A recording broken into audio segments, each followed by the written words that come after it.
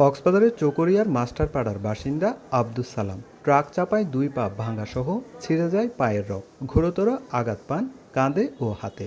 স্বাভাবিক চলাফেরা করতে না পারায় বর্তমানে দুর্বিষহ জীবন পার করছেন তিনি।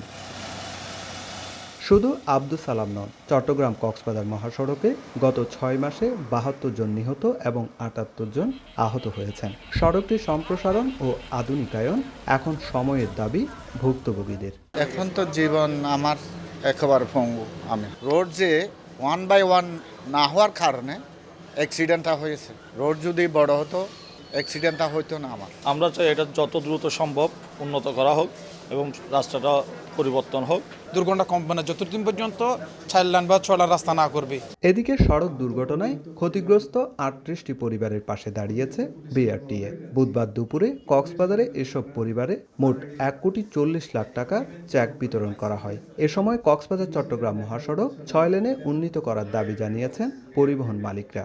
প্রথমে করণীয় যে এই রাস্তাটাকে আমাদের 6 লেন করতে হবে। এটা আমাদের জনদাবি, গণদাবি একদম, এবং এটা পর্যটকদেরও দাবি। মাননীয় প্রধানমন্ত্রী প্রতিশ্রুতি করে গেছেন উনি 4 লেন অথবা 6 লেন করবেন, তো এটাতে আমরা আশাবাদী। বিকল্প আঞ্চলিক মহাসড়ক নির্মাণ করছে বলে জানিয়েছে বিআরটিএ ও জেলা প্রশাসন। বিআরটিএর পক্ষ থেকে বিভিন্ন ধরনের পদক্ষেপ গ্রহণ করা হয়েছে। দূরপাল্লার গাড়িগুলো আছে, সেখানে আমরা টার্মিনালে ড্রাইভার শ্রমিকদেরকে প্রশিক্ষণ দেওয়ার আমরা উদ্যোগ গ্রহণ করেছে। স্বরাষ্ট্রমন্ত্রী মহোদয় উদ্যোগে একটা বিকল্প সড়কের উদ্যোগ নেওয়া হয়েছে, একটা প্রজেক্ট নেওয়া হয়েছে। এটা যদি আমরা যথাযথভাবে বাস্তবায়ন করি, সড়ক দুর্ঘটনা শূন্যের কোঠায় নামিয়ে আনতে পারবো।